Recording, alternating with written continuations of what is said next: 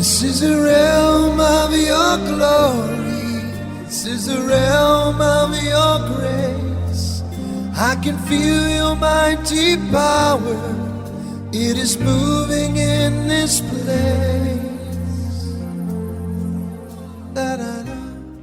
Bienvenue à l'écoute du ministère, La Voix de la Puissance Divine, Église, Parole de Foi.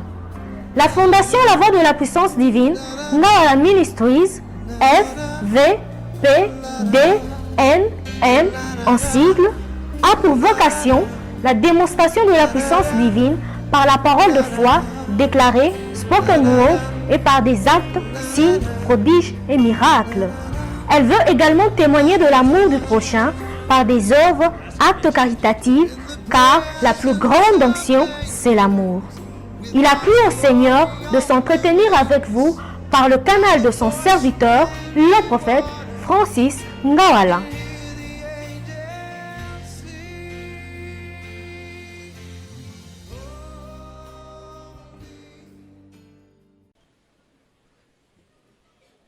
Rudy, je pense que je peux progresser seul, comme ça, je gagne le temps.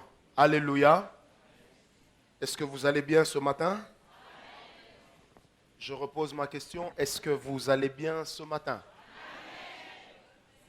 Qui était là avec nous pendant la semaine? Lève ta main, on aimerait te voir. Que Dieu te bénisse. N'est-ce pas que nous avons passé des beaux moments avec le Seigneur? Aujourd'hui, c'est un culte spécial où nous sommes en train de clôturer notre séminaire sur les exigences de la gloire de Dieu. Amen. Et hier nuit encore, nous étions avec le Seigneur chez lui, dans sa maison, et il nous a amenés à comprendre encore d'autres choses. Amen. Donc ce matin, nous allons avoir un long temps de parole, un long temps de prière, et nous allons avancer comme si nous étions dans une conférence. Alléluia. La fois passée, nous nous étions arrêtés au point 5, où nous étions en train de parler sur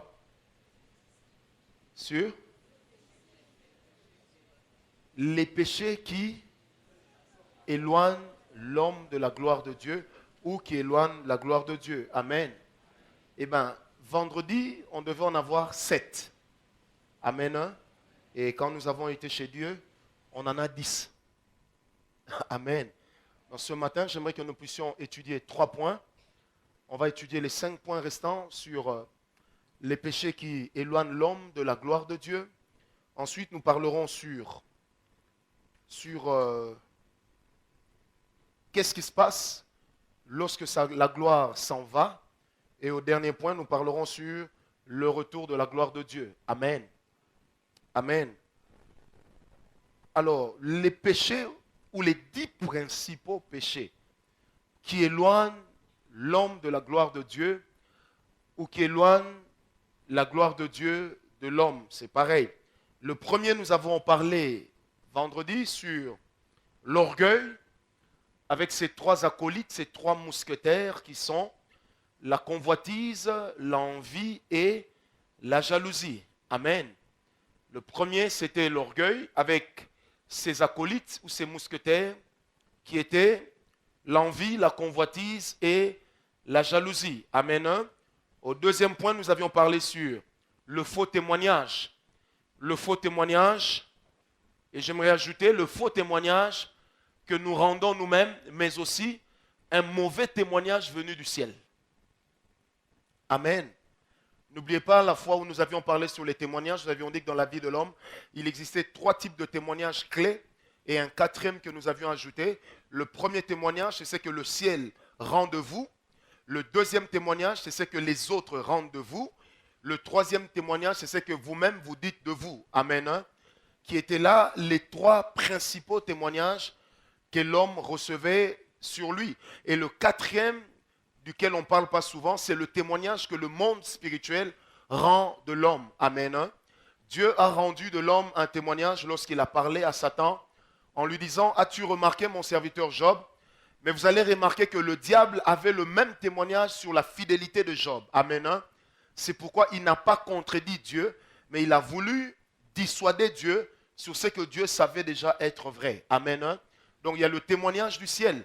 Le témoignage du ciel qui est le plus important dans la vie de l'homme. Ça veut dire les hommes peuvent vous accepter, mais si le ciel ne vous accepte pas, tout ce que vous faites ne sert à rien. Amen. Hein? Et lorsque vous prétendez servir Dieu dans la gloire et que le ciel n'est pas en accord avec vous, tout ce que vous utilisez comme onction, comme gloire, est en train de vous épuiser. Amen. Hein? Retenez qu'à chaque fois qu'on travaille dans l'onction, dans la grâce, on est en train d'être renouvelé. Parce qu'à chaque fois qu'on répond aux besoins du corps de Christ, Christ nous renouvelle. Amen. Hein? Mais lorsque nous travaillons et que le témoignage du ciel n'est pas avec nous, nous épuisons nos ressources. Amen. Hein?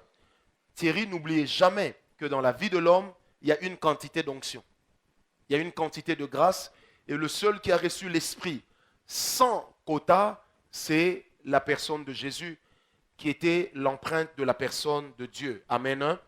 Au faux témoignage, nous avions parlé sur cette culture ou cette théorie que les gens ont aujourd'hui dans le monde évangélique, dans lequel ils disent ceci, c'est que lorsqu'on rend un faux témoignage, on accélère ou on suscite la foi des autres. Une foi suscitée par un faux témoignage ne sera jamais une foi que Dieu va agréer. Amen. Une foi suscitée par un faux témoignage n'est pas une foi juste et correcte. Est-ce qu'on me comprend? Parce que celui qui amène les gens à croire en utilisant un faux témoignage ne peut pas être béni. Même si les autres peuvent l'être, mais lui ne sera jamais béni. Église de Jésus, est-ce qu'on est avec moi ce matin? Au troisième point, nous avions parlé sur le péché du sexe. Et là, j'aimerais en dénombrer 3 seulement dans le péché du sexe. L'impudicité, l'adultère et la masturbation. Vous savez, de plus en plus aujourd'hui dans les réseaux sociaux et dans les grandes églises américaines, il y a une polémique pour savoir si la masturbation était un péché ou pas. Mais moi, j'aimerais dire, à la lumière de la parole de Dieu, la masturbation est un péché. Amen. Parce que l'homme n'est pas créé pour se procurer le plaisir sexuel lui-même. Sinon, Dieu n'aurait pas eu besoin de créer la femme. Est-ce qu'on me comprend?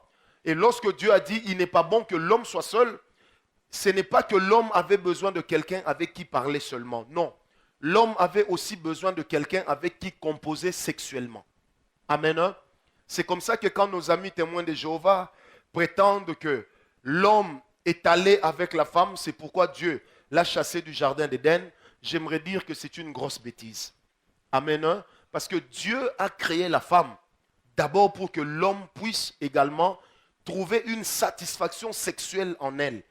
Et l'apôtre Paul reprend cette idée lorsqu'il dit le corps de l'homme c'est pour sa femme, le corps de la femme c'est pour son mari. Amen. Hein?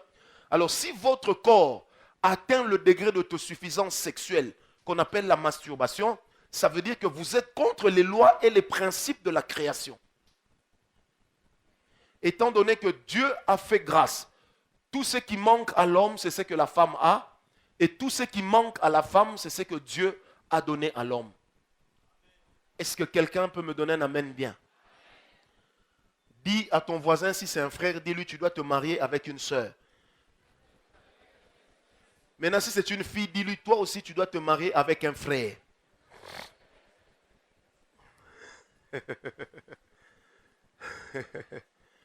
Qu'est-ce qui vous fait autant rire? Amen. Amen. Amen. Je répète encore, tout ce qui manque à l'homme, Dieu l'a donné à la femme. Et tout ce qui manque à la femme, Dieu l'a donné à l'homme. C'est aussi ça le mystère du mariage. C'est pourquoi il n'y a pas de mariage sans sexualité. Et ne vous trompez pas en disant non, nous on est en train de se marier pour prier. Prier, vous pouvez prier partout. Le mystère du mariage, c'est d'abord le sexe. Et l'équilibre sexuel dans un couple chrétien occupe 80% de ce qu'il faudrait pour que le couple soit bien. Quand l'homme est en colère, quand l'homme est tout le temps en train de crier sur les autres bureaux, il y a beaucoup de chances qu'on lui ait refusé sa nourriture quotidienne. Et quand la Bible dit « Donne-nous aujourd'hui notre nourriture quotidienne », la femme fait partie de la nourriture que Dieu donne à l'homme. C'est pourquoi la Bible dit « Tu n'envieras pas le bien de ton prochain, premièrement, sa femme ». Ne suis-je pas biblique? Mais il y a des gens qui se gênent. Moi, je parle, je ne suis pas gêné. Vous me suivez, mais vous êtes gêné. Non, frère. La masturbation est un péché. Et peu importe qui dit que la masturbation fait partie des tendances sexuelles, je dirais qu'il n'y a pas de tendance sexuelle dans la Bible appelée masturbation. La masturbation est un péché. C'est pourquoi l'apôtre Paul dit, Jérémie, si tu brûles, marie-toi. Il n'y a pas de solution. Il n'y a pas d'huile d'onction à verser pour calmer le corps. Marie-toi. Nous autres, nous nous sommes mariés tôt parce qu'on brûlait. Ah mais je vous dis, c'est sérieux.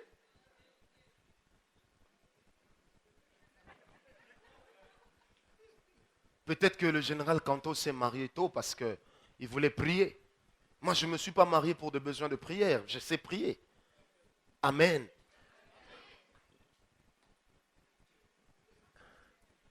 Est-ce que j'ai dit ce qu'il ne fallait pas, monsieur le professeur? Ben voilà. Est-ce que quelqu'un peut me donner un amen très bien? C'est pourquoi méfiez-vous des frères qui se marient samedi et qui viennent au culte dimanche. Ils sont suspects. Amen. Quatrième péché principal, on en a parlé déjà le vendredi, c'est la cupidité. Et là, j'ai insisté pour dire aux serviteurs de Dieu, moi, je suis de ceux qui croient que Dieu bénit l'homme. Amen. Et je suis de ceux qui croient que lorsqu'on sert Dieu dans la fidélité et qu'on a un appel authentique venu de Dieu, le Seigneur lui-même va vous payer. Amen. Les gens peuvent polémiquer à votre sujet, mais ils ne trouveront jamais des preuves pour vous accuser. Un vrai ministère, un vrai appel qui vient de Dieu ne dépend pas des finances des autres, mais ça dépend des finances de Dieu. Et quand dans le ministère, on devient très calculateur en fonction de ce qu'on peut tirer, en fonction de ce qu'on peut gagner comme argent, on est en train de sortir des principes de Dieu. J'ai vu dans ma vie quelque chose et je le vis tout le temps, c'est qu'à chaque fois que je sers Dieu, si je ne suis pas rémunéré à la mesure de mes attentes, le Seigneur me rémunère toujours après. Et je retiendrai toujours cette phrase, lorsque j'ai accepté de tout abandonner pour servir Dieu, le Seigneur m'avait dit ceci, puisque tu abandonnes tout et que tu te donnes à moi, sache que je m'occuperai aussi de toi. Est-ce que quelqu'un m'a compris? C'est pourquoi dans la vie, mes bien-aimés, quand vous marchez avec Dieu et que vous connaissez les principes de la gloire de Dieu, rien ne sert à courir. Rien ne sert à courir. Le Dieu qui t'appelle prendra soin de toi. Et je le dis sans avoir froid aux yeux. Le Dieu qui t'appelle prendra soin de toi. Amen. Je suis heureux d'une chose.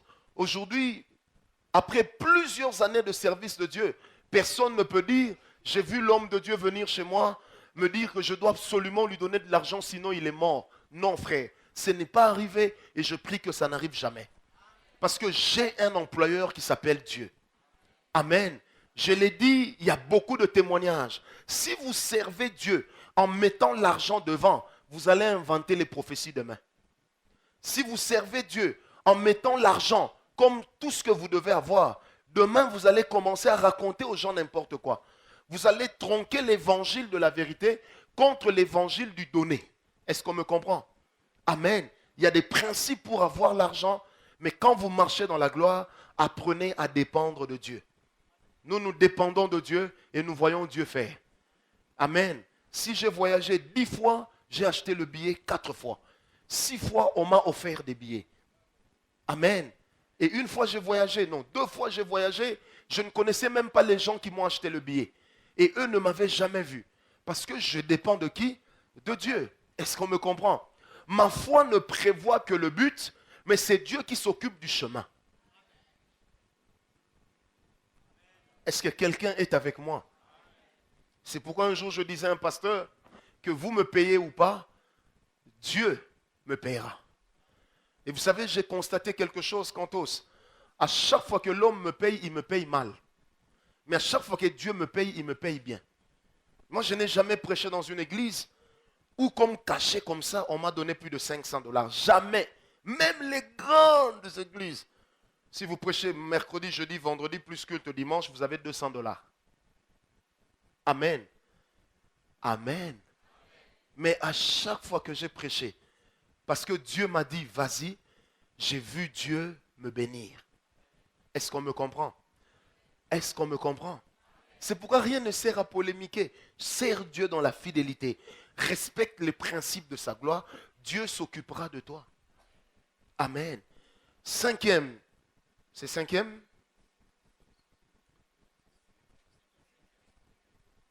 Cinquième, c'était éviter de toucher à l'occultisme. L'occultisme, peu importe sa forme, Dieu ne peut pas se retrouver dedans. Aujourd'hui, il y a de plus en plus une théorie qui dit, voilà, le diable ou les satanistes utilisent les principes que Dieu nous a donnés. Et parce que nous refusons d'utiliser cela, eux, ils utilisent cela, ils ont des résultats. Bien aimés, ils ont certes des résultats, mais des résultats que Dieu n'identifie pas comme des témoignages. Amen. Tout ce qui est occulte, Dieu n'est pas dedans. L'occultisme, c'est tout ce qui se pratique dans le noir. Et tout ce qu'on ne peut pas livrer au grand public. Et je l'ai dit ici vendredi, que lorsque la franc-maçonnerie a organisé sa réunion ici dans ce pays, dans cette ville de Kinshasa, les gens étaient surpris de rencontrer des pasteurs et des prêtres sortir de là. Parce que moi, j'aime nous mettre ensemble. Amen. Les gens étaient étonnés. Il y avait des pasteurs, il y avait des prêtres qui sortaient de la réunion de la franc-maçonnerie et qui disaient que la franc-maçonnerie, ce n'est pas une église, c'est un club. Et c'est le même langage qu'on emploie lorsqu'on nous parle du Rotary Club, de Lions Club. Je l'ai dit vendredi, mon père était dans le Lions Club, mon père était dans le Rotary Club. Et c'est des gens qui croient qu'on peut hériter de la vie éternelle lorsqu'on accomplit des bonnes œuvres. Or, nous n'hériterons pas de la vie éternelle à cause des bonnes œuvres, mais nous héritons de la vie éternelle à cause de la foi que nous avons placée dans l'œuvre de la croix que Jésus a accomplie au travers du sang de l'agneau, et il n'y a pas une autre porte. Est-ce qu'on m'a compris? Je répète, il n'y a pas une autre porte. On ne gagnera pas le royaume des cieux au travers des bonnes œuvres. On ne gagnera pas le royaume des cieux au travers des aides humanitaires que nous accordons aux gens. Nous gagnerons le royaume des cieux que lorsque nous aurons reçu Jésus comme sauveur et que nous continuerons à marcher avec lui comme Seigneur. Est-ce que quelqu'un m'a compris? Aujourd'hui, il y a beaucoup de principes qu'on nous enseigne dans les églises qui viennent en réalité des enseignements païens, des enseignements occultes. J'avais présenté ici un homme de Dieu qui venait de Paris. Et nous nous étions rencontrés à Bruxelles avec lui avant qu'il ne vienne. Et je vous avais dit, il m'a confié, il dit, tu sais, le jour où on nous a appelés à Paris, on nous a convoqués dans une grande salle. On a dit au pasteur, voilà, il y a un séminaire qu'on voudrait donner aux hommes de Dieu. Ils étaient tous surpris. Celui qui enseignait les hommes de Dieu, c'était un grand maître de la franc-maçonnerie. Lui-même me dit, il dit, prof, on ne m'a pas raconté des histoires, j'étais là. Et ce monsieur nous enseignait comment sortir de notre corps. Et comment avoir des résultats et deviner les pensées des autres. Il dit, tu sais, on était surpris. S'il y avait 100 pasteurs, seuls 5 pasteurs ont accepté de sortir. 95 sont restés, suivre les enseignements. Il dit, ce qui était grave, ils ont sorti leur stylo, leur carnet, et ils étaient en train d'écrire parce qu'un grand maître de la franc-maçonnerie leur enseignait comment sortir de son corps et comment avoir un ministère avec des résultats. Est-ce qu'on me comprend? Bien-aimés, nous avons dit dans cette église, nous ne jugeons plus que les résultats. Parlez-nous aussi de la procédure. Ah oui, parlez-nous aussi de la procédure. Comment vous en êtes arrivé là? Ne nous dites pas seulement, mais les résultats tranchent les palabres. Nous continuerons les palabres tant qu'il n'y aura pas un dévoilement du processus. Est-ce que quelqu'un est avec moi? La première fois que j'ai reçu, où on m'a parlé de cet enseignement sur l'ordre de Melchisedec, l'homme qui m'a parlé, il me dit, prophète, sors ton ordinateur. J'ai sorti mon ordinateur, on a frappé ordre de Melchisedec par Enter. Et là, on tombe sur un site franc-maçonnique. Et on donne pour thème initiation à l'ordre de Melchisedec. Et on parle du grand maître Melchisedec, le Dieu de lumière. Bien-aimé, attention, la Bible n'a jamais dit que Melchisedec était Dieu. Et quand vous prenez Hébreux 7, là où on parle de Melchisedec, il y a un terme que la Bible emploie en hébreu qui signifie tata, qui signifie tout simplement que même ce Melchisedec n'était qu'une image et que la réalité, c'est Dieu lui-même. Jean-Baptiste était une image de Christ qui devait venir, mais Jean-Baptiste n'était pas Christ. C'est pourquoi il a dit, je suis là. comme la voix qui crie dans le désert. Préparez le chemin du Seigneur. Mais celui qui vient après moi, il est plus grand que moi. Amen. Mais bien-aimés, faites attention à l'occultisme. Surtout tous ces jeunes aujourd'hui qui nous voient et qu'on ne se cache pas. Nous les faisons rêver. Amen. Nous faisons rêver beaucoup de jeunes. Et quand nous prêchons, nous voulons mystifier les choses en leur parlant des paradoxes syntaxiques de l'esprit qui est en train de s'émouvoir dans le surnaturel. Et lorsque l'esprit de l'homme s'échappe de l'enveloppe corporelle et que l'homme atteint la métastase. Non, frère, ce n'est pas ça l'évangile. Christ n'a pas eu de termes compliqués. Frère, c'est pourquoi aujourd'hui il y a des polémiques stupides. Les gens nous disent non, quand vous priez Jésus, vous mentez. Il faut prier Yehoshua Yamashia. Mais vous oubliez que le nom de Jésus dans le Nouveau Testament, c'était en grec. Il faut l'appeler Jésus Christos. Ben voilà, est-ce que quelqu'un m'a compris? On est en train de nous embrouiller. Faites attention, surtout vous les jeunes qui êtes appelés au ministère et qui pensez que le ministère c'est le mysticisme. Le ministère c'est pas le mysticisme. Amen. Mon frère Jules est là, il me connaît, nous nous connaissons depuis 25 ans. Il peut vous dire, la chose qui nous a toujours aidés, c'est de rester simple dans l'évangile. Et le jour où on a essayé de compliquer, ça nous a coûté cher. Donne-moi un amen bien. Donc ça veut dire que moi j'ai eu des problèmes dans ma vie à cause des messages prêchés. Mais quand nous nous sommes assis, nous nous sommes dit, avec le pasteur là, il m'a dit, mais ce que tu as dit est bien. Mais il fallait seulement les dire simplement. Tu t'es compliqué hein, toi-même. C'est pourquoi des fois nous disons que nous connaissons des tribulations, alors que ce sont des tribulations que même le diable n'avait pas dans son agenda. Mais des tribulations que nous-mêmes nous sommes allés chercher. Donnez-moi un amen bien. Dis à ton voisin, l'évangile est simple. Des gens comme Billy Graham, il a prêché l'évangile pendant 75 ans, avec un seul verset. Des gens comme Osborne, il a prêché l'évangile pendant 70 ans, avec un seul verset. Des gens comme Bonke, il a prêché l'évangile pendant 68 ans aujourd'hui, avec un seul verset. Frère, qui t'a dit que tu dois prêcher toute la Bible? Ce que tu ne connais pas, tu ne connais pas. Laisse à ceux qui connaissent le temps de prêcher sur ça. Un jour, j'étais quelque part, on était avec Général Cantos, un de ses amis, je l'ai programmé pour prêcher. Il est venu prêcher. Écoutez-moi le thème. C'était quoi encore le thème? Chevalier du Zodiaque. C'était quoi encore? Ton ami. C'était Chevalier du Zodiaque. Les signes du Zodiaque. Il a commencé à prêcher les signes du Zodiaque. J'étais avec le pasteur Rodal. Il m'a encore montré ce papier où je lui avais écrit, mais ce frère raconte des conneries. Il est venu là, oui, vous savez, les signes du zodiaque. Dieu a placé les signes du zodiaque. La grande ours, la petite ours. Même géographiquement, il mentait. À la fin, j'étais dans l'obligation de lui apporter mon soutien en le cassant. J'ai dit, j'aime bien le frère, il parle bien, mais tout ce qu'il a dit, c'est faux. Est-ce qu'on me comprend? Attention, mes bien-aimés, il y a beaucoup de gens, et je tire la sonnette d'alarme, qui sont entrés dans l'occultisme sans s'en rendre compte. Sans s'en rendre compte. Au nom, n'oubliez jamais une chose, mes frères. Au nom de la recherche de Dieu, toutes ces religions que vous connaissez existent.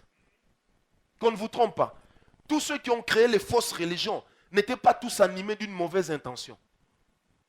Mais au départ, ils ont cherché vraiment Dieu, mais à la fin, ils n'ont pas cherché Dieu là où il se trouvait.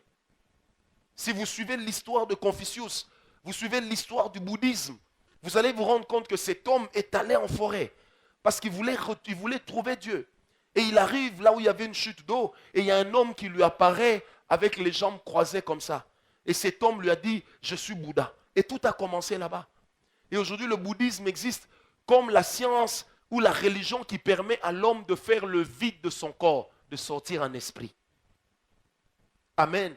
Mais qu'est-ce qu'il cherche? Il cherchait Dieu. Bien-aimé, dis encore à ton voisin, il faut chercher Dieu, il est simple.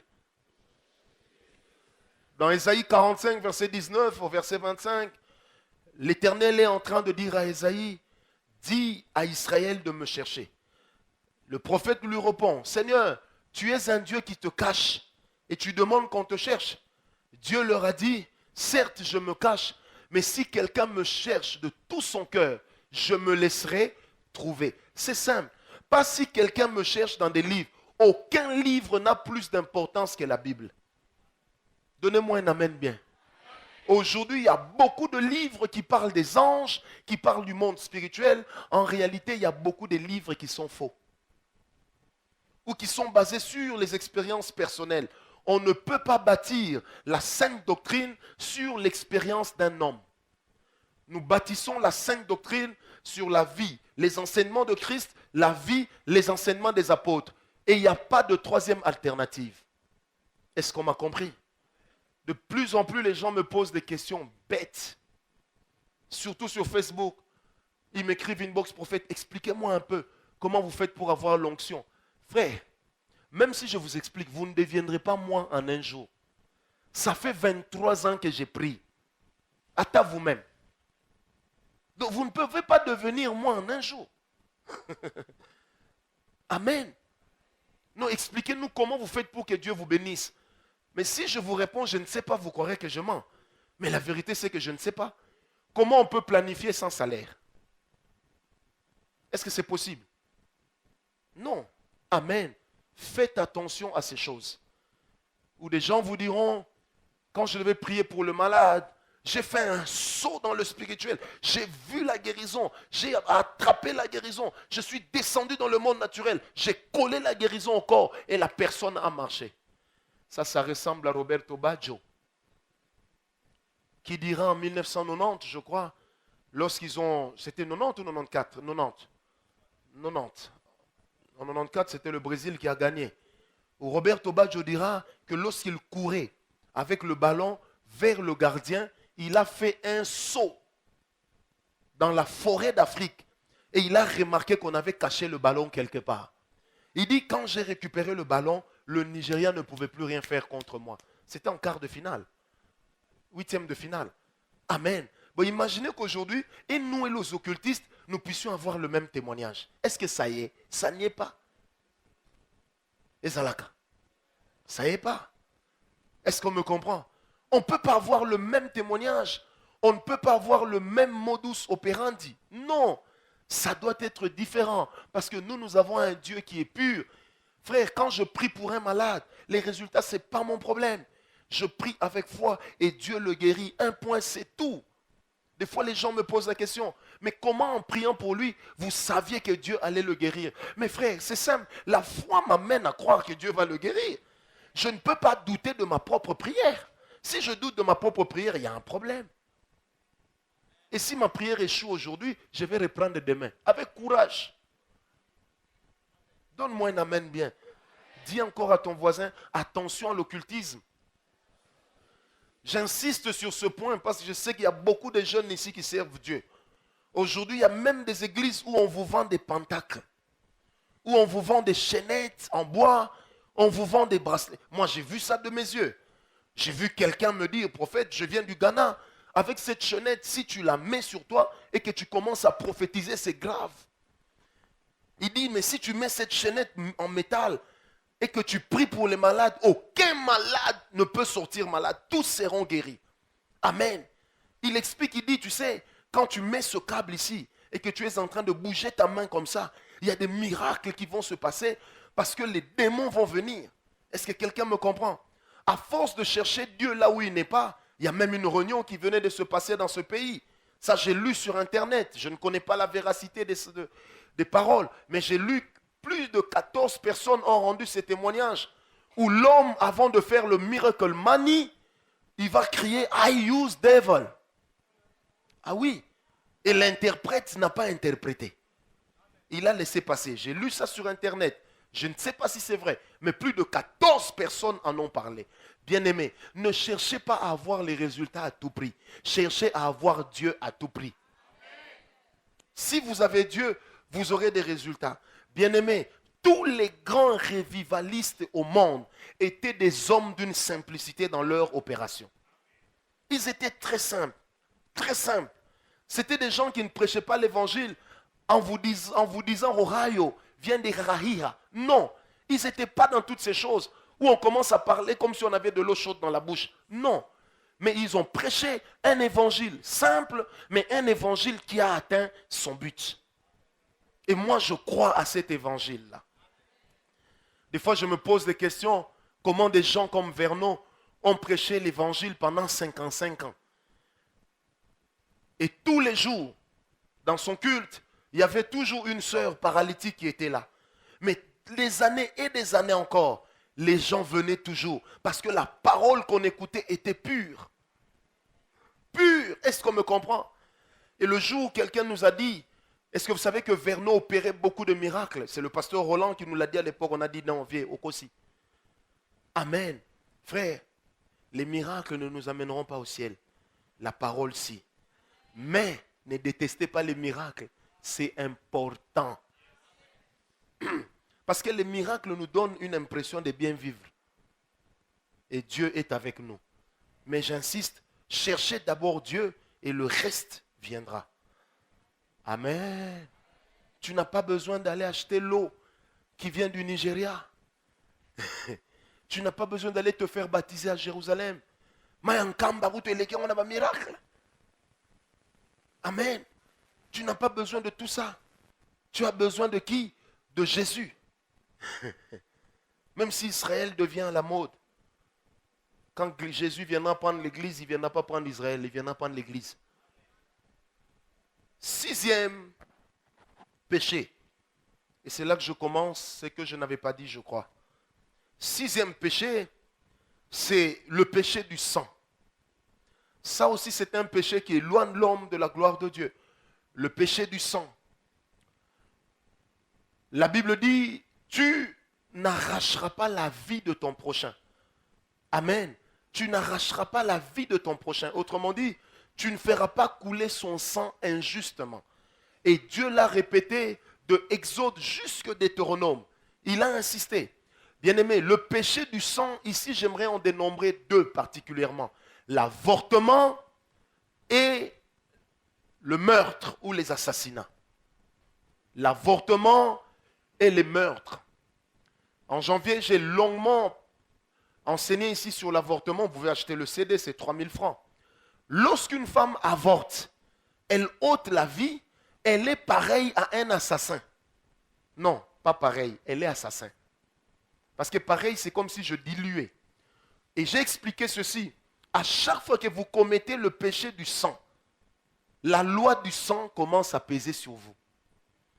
Quand vous commettez le péché du sang, l'esprit de mort entre dans votre vie comme faisant partie des conséquences de ce que vous avez fait.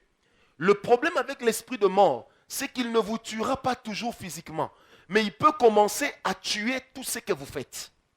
Amen. Il y a aujourd'hui des gens qui logent des esprits de célibat seulement à cause d'un avortement fait lorsqu'on était jeune. On s'est dit, voilà, j'ai 15 ans, et si je mets au monde, qu'est-ce que les gens vont dire? Je préfère avorter. Bien-aimé, celui ou celle qui a déjà fait couler ou aidé à faire couler le sang a commis un péché du sang. Amen. Et j'aimerais le dire, dans la vie d'un homme, quand on qui marche avec la gloire, il ne peut pas épouser quelqu'un qui est en train d'avorter dans la vie chrétienne. Sauf si cet avortement-là est médical. Parce que même en ce moment-là, il y a une prière qu'il faudrait faire pour que la personne soit purifiée. Étant donné que Dieu, dans la loi du sang, est clair, tu ne consommeras pas le sang. Or, quand tu as tué l'enfant au-dedans de toi, ton corps a gardé les traces de son sang. Est-ce que quelqu'un m'a compris? Et là, je vous parle comme quelqu'un qui travaille dans un ministère de délivrance pour vous dire que de plus en plus, nous faisons des délivrances à des gens qui ont fait l'avortement et ça ne va pas dans leur vie. Il y en a qui n'arrivent plus à concevoir, il y en a qui n'arrivent pas à s'épanouir dans un domaine de la vie. Pourquoi? Parce qu'il y a le sang de quelqu'un qui est en train de te réclamer vengeance. Et si le sang d'Abel crie vengeance, le sang de Jésus va crier pardonne. Est-ce que quelqu'un peut me donner un amen bien? Donne-moi un amen bien. Je préfère encore une sœur qui est tombée enceinte et qui prend son courage d'assumer sa grossesse plutôt qu'une sœur qui va avorter. On est en train de l'acclamer, mais elle avorte. Bien-aimé, sache-le, tu deviendras un poids pour le sacerdoce de ton mari. Et plusieurs fois, nous avons prié pour des personnes Des fois même des frères qui ont aidé à l'avortement. Et en pleine prière, vous entendez un bébé pleurer. Vous dites au frère, frère, j'entends un bébé pleurer. Est-ce que tu as un enfant? Le frère dit, moi, jamais, je n'ai pas d'enfant. Mais après questionnement, vous apprenez que le frère avait eu une copine, il l'a aidé à avorter. Bien-aimé, attention, à chaque fois que vous faites couler le sang, vous touchez à un interdit. Donnez-moi un amen bien. Je dis bien, vous touchez à un interdit. Parce que même quand vous avortez accidentellement, venez voir l'homme de Dieu pour prier pour vous. Parce que c'est le sang qui a coulé. Amen ou pas amen? C'est le sang qui a coulé. Faites très attention. Le péché du sang fait peser dans la vie de l'homme une culpabilité. Le péché du sang amène l'homme à la condamnation et cette condamnation chasse la présence de Dieu. Amen. L'enfant n'est pas une honte, gardez-le. Je dis bien, gardez-le. Vous ne savez pas ce qu'il deviendra demain. Parce que la Bible dit, un fils est un don de l'Éternel. Amen. Il y a aujourd'hui des gens qui ont honte de présenter leurs enfants. Non, frère. Si nous autres, nos parents avaient eu honte de nous, nous ne serons pas ce que nous sommes devenus. Est-ce que quelqu'un m'a compris? Parce que moi aussi, je suis l'enfant du dehors. Donc si ma mère m'avait avorté, ou si mon père avait ordonné qu'on m'avorte, aujourd'hui je ne serais pas là en train de vous prêcher. Et je bénirais le courage qu'ils ont eu d'assumer leurs bêtises. Mais moi je ne suis pas la bêtise. Je suis l'homme de Dieu. Quelqu'un peut me donner un amen bien? Est-ce que senga ina ya bongo? Ah. Senga ite? Na ye nangai. Pour ceux qui ont na robot à maman Obama. C'est quelqu'un m'a compris. Le péché du sang, l'avortement ou les meurtres, vous avez ôté la vie à quelqu'un. Faites attention. Quelqu'un m'a posé une fois une question, on y répondra un jour. Et si un frère est militaire et qui va à la guerre et qu'il tue, est-ce qu'il a commis un assassinat? Non, c'est officiel. Il a protégé la nation. Le jour où les gens vont se lever contre ce pays, moi j'encouragerai les frères jeunes ici à aller s'enrôler dans l'armée. Je leur dirai même, prenez votre arme avant de tirer, rendez grâce à Dieu. Souvenez-vous que le Seigneur dans la Bible lui-même a fait couler le sang. Lui-même a tué, mais Dieu n'a jamais fait couler le sang innocent. Est-ce qu'on me comprend? J'ai reçu ici un monsieur qui avait été un ancien hibou. De l'époque, il faisait les enlèvements. Il est entré dans mon bureau, il s'est mis à pleurer. Il m'a dit, j'ai le sida, phase terminale, je suis en train de mourir. Mais j'ai dit au commandant du camp qu'il me recommande un homme de Dieu avec qui je vais parler. Il m'a donné votre nom et votre adresse. Il dit, je suis venu vous dire, j'ai tué beaucoup de gens. Toutes les nuits quand je dors, je vois des visages. Je vois des visages. Je ne peux pas continuer à vivre avec cela. Je dois confesser auprès d'un homme de Dieu. Vous devez prier pour moi. Il dit, même si je vais mourir, même si j'irai en enfer, mais que je n'emporte pas avec moi une conscience chargée d'avoir tué des hommes qui m'avaient rien fait. Je lui ai dit, n'est-ce pas que les gens que vous aviez tués pour défendre la nation, vous ne les voyez pas? Il m'a dit oui. Mais il me dit, les innocents et les innocentes que j'ai tués, les femmes que j'ai violées, leur visage revient toujours dans mon esprit. Il dit, quand je dors ou avant de dormir, je suis obligé de prendre le lotoco très fort pour oublier. Je lui ai dit, mais le matin quand tu te réveilles, tu te rends compte que les mauvais souvenirs ont nagé. Amen. Je revois encore ce monsieur, un vieux papa. Je me suis levé pour prier pour lui. Il m'a dit non, ne m'imposez pas les mains comme ça. Attendez que j'ai ma genou, que je dorme même par terre. Marchez sur moi ce qu'il faut, mais purifiez-moi. Je lui ai dit, il n'a que le sang de Jésus qui puisse purifier. Il n'y a pas de cérémonie spéciale. Nous avons prié pour lui. Dieu a commencé par le guérir du sida. Amen. Il est revenu me voir 1 an plus tard, avec tous les résultats. Et il m'a montré que Dieu a fait quelque chose. Et il m'a dit, depuis que je suis parti, je suis devenu évangéliste dans une église à Kisangani. J'ai gagné beaucoup d'âmes. Beaucoup d'âmes. Et je pars surtout dans les coins où j'ai fait mes opérations. Il dit, quand j'arrive là-bas, je sens vraiment que Dieu m'a pardonné. Amen.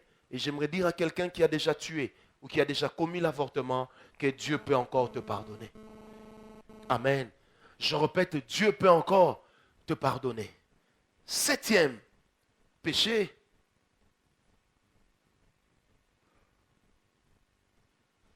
qui fait fuir la gloire de Dieu, c'est lorsque vous travaillez volontairement à la destruction de l'église de Dieu.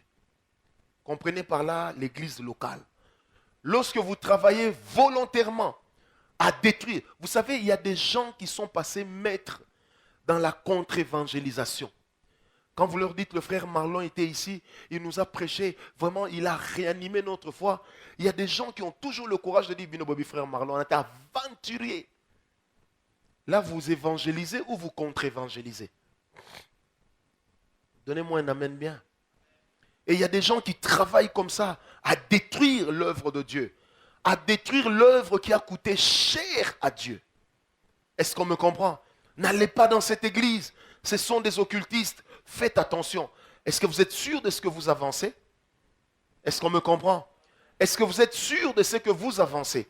N'oubliez pas que Dieu ne viendra pas prendre une église locale, mais Jésus viendra prendre son corps, qui est l'ensemble des personnes sauvées, ayant en commun le salut qu'ils ont reçu par Jésus. Amen. 8e péché, on avance vite. Les abominations et les orgies. Les abominations et les orgies. Là, je parle des incantations que les gens font. Magali va tomber amoureuse d'un frère, et puis le frère va lui dire qu'on se voit à minuit. Dit au père Franck qu'il y a veillé des ouvriers à l'église. Et puis il se retrouve là dehors à minuit avec le frère X. Ils se tiennent la main, ils regardent en direction du soleil ou de la lune et ils commencent à faire des incantations. Jamais nous serons séparés, nous vivrons toujours. Et après, le frère va épouser une autre femme. Magali n'arrive plus à se marier. Le problème c'est lequel? C'est que lorsqu'ils ont fait cela, 1, ils ont pactisé. 2, il y a une alliance. Et 3, il y a eu une incantation. Automatiquement, elle se retrouve mariée avec un homme qu'elle ne voit pas. Et vous avez des femmes mariées à des hommes qui ne viennent que dans leurs rêves. Et vous avez des hommes mariés à des femmes qui ne viennent que dans leurs rêves. Attention aux incantations. Et aujourd'hui, dans les dessins animés, vous avez des incantations qu'on apprend à nos enfants. Abracadabra, abracadabra, abracadabra. Or, quand on le fait, on entre en contact avec un esprit impur. Amen. Hein? On entre en contact avec un démon qui, lui, commence maintenant à vous aider à opérer dans quelque chose que vous voulez. Faites très attention. C'est pourquoi, chers parents, évitez que vos enfants ne suivent n'importe quoi. Et on dit à vos enfants, faites ceci. Or, la vérité, c'est qu'avec les mouvements de la main, on parvient à s'hypnotiser soi-même. Est-ce qu'on me comprend? Et toutes ces personnes qui pratiquent les orgies, toutes ces personnes qui font leur culte à la maison, avec des poussières qui viennent du village, avec des bougies rouges, bougies jaunes, ils ont la photo de leur grand-père, ils ont la bassine de famille, la casserole de famille, le mokouya de la famille ou le nkodia. Amen. Ça fait aussi partie des pratiques des orgies. Est-ce que quelqu'un me comprend? Ou encore la magie proprement dite. Pas qui tu es cocoma rouge, c'est de la magie. Quand vous êtes en contact avec toute chose que Dieu réprimande, sachez que la gloire de Dieu va quitter votre vie. C'est pourquoi, chers amis serviteurs de Dieu, quand votre cœur n'est pas convaincu à faire quelque chose, ne le faites pas. Peut-être que c'est le Saint-Esprit qui vous empêche de le faire. Donnez-moi un amen bien. Attention aux incantations, aux orgies, à toutes ces choses qui sont en réalité la pratique de la sorcellerie. Parce qu'avec l'occultisme, vous avez des principes qu'on vous enseigne dans des livres. Vous avez un maître qui vous initie. Mais avec la sorcellerie, votre maître, on ne le voit pas. Il ne vient que la nuit. Oh, bah, yai kozwangai na poswanguba. Oh, tokenai réunion moro na poto na balai. Il n'a ni passeport ni visa. Conséquence, il ne peut même pas faire un achat. D'abord, il voyage nu, il rentre nu. Un jour, on avait une réunion de prière, et avant la veille, j'ai dit ceci. Et ce jour-là, on était en pleine prière. 3 heures du matin, je remarque qu'il y a une panique à la porte. Et puis après, on vient me dire, il y a un sorcier qui est tombé là-bas. Et on lui pose la question, tu es tombé comment? D'abord, tu venais d'où pour tomber? Tu n'es pas un oiseau. Il dit non, je partais envoûté. Et puis j'ai vu un feu qui m'a attiré, je suis tombé. Frère, 3 heures du matin, t'as la quantité en poti. On croirait le lait Nestlé en boîte concentrée. C'est pourquoi j'insiste, mes amis. Est-ce qu'il y a un sorcier ici? Lève ta main. Même si tu te caches, c'est démodé d'être sorcier. Toi, un bel homme, tu es sorcier. Toi, une belle femme comme ça. Vous savez, avant, on pensait que les sorciers étaient vilains. C'est faux. Qui t'a dit que Satan a une queue? Est-ce que quelqu'un m'a compris? Parce qu'il y a des gens qui sont sorciers, mais il y a aussi d'autres qui ont des pratiques sorcellériques. Donc, Azana Moutema Mabe Moko, il y a 0 kilomètre. Donc, quand il te hait de tout son être. Il y a des gens comme ça. Amen. Ça, c'est une pratique sorcellérique. Qui sont toujours là en train de souhaiter la mort de l'autre. Que l'autre n'aille pas bien. Que pour l'autre, ça ne soit pas une bénédiction. Ça, c'est une pensée sorcellérique. Malheureusement, ce genre de sorciers, vous les trouvez à l'église en train de parler en langue. Des jaloux jusqu'à la moelle épinière. Des mauvais, toujours en train de polémiquer. Toujours en train de polémiquer. Toujours en train de polémiquer. Faites attention. Il y a des gens qui sont devenus des sorciers parce qu'ils accomplissent le même travail. L'un vole la nuit, toi tu ne voles pas la nuit. Mais toi tu vas de maison en maison pour envoûter les oreilles de ceux qui écoutent la parole de Dieu. Vous savez combien de gens ont grandi avec Jésus? Mais ce qui est bien, c'est que quand Jésus a grandi, on n'a jamais parlé de ses amis d'enfance. Est-ce que quelqu'un m'a compris? Non, donne-moi un amen bien. Attention à la magie et surtout aux actes d'abomination. Il y a des actes d'abomination, mais il y a aussi des paroles d'abomination. Monsieur est fâché contre sa femme et il commence à insulter l'église. Il commence à insulter Dieu. Amen. Ça, c'est une abomination. Et vous avez un bon nombre d'actes que Dieu taxe d'abomination, tels que faire des sacrifices d'enfants, tels qu'on voit avec les histoires d'Halloween et consorts. Dieu ne peut pas être dedans. Amen. Ça, ce sont des abominations devant l'Éternel. Est-ce que quelqu'un peut me donner un amen? Très bien. Et vous avez certaines relations sexuelles de par leur position qui sont également une abomination devant Dieu. Je l'ai dit ici une fois aux grands jeunes, je le répète aujourd'hui, le sexe est un grand instrument d'adoration. Mal utilisé peut devenir un instrument d'abomination aux yeux de l'Éternel. Et à chaque fois que vous êtes dans des actes et des œuvres abominables, Dieu fuit votre vie. Amen. Quand monsieur est né monsieur, il veut tout à coup devenir femme. Ça, c'est une abomination. Ces gens qui vont prendre des hormones pour changer leur sexe, qui vont connaître des interventions chirurgicales. Frère, c'est une abomination aux yeux de l'Éternel. Dieu ne s'est pas trompé. Je suis né garçon, moi, et fier d'être garçon. Tous les matins quand on sort, ma femme passe plus d'1 heure à la salle de bain. Moi, 5 minutes. Je suis fier d'être garçon. Mais elle aussi, elle est fière d'être femme parce que c'est ça sa féminité. Si elle commence à marcher comme Rambo, il y aura un problème. Est-ce que quelqu'un m'a compris? Donnez-moi un amen bien. Attention, parce qu'il y a des choses qui sont des abominations aux yeux de l'Éternel. Et l'Église aujourd'hui est remplie des abominables personnes. Amen. 40e péché. 9e péché. C'est bien ça? L'idolâtrie. 1 Roi 16, verset 31. J'aime bien la manière dont la Bible dit. Dans 1 Roi 16, verset 31, la Bible dit, dans la version français courant, dit, comme si cela ne suffisait pas à Akab, il alla épouser Jézabel. Et les deux se livrèrent à quoi? À l'idolâtrie. L'idolâtrie, c'est lorsqu'on est en train d'adorer une chose et qu'on lui accorde la place de Dieu. Ou un homme et qu'on lui accorde la place de Dieu.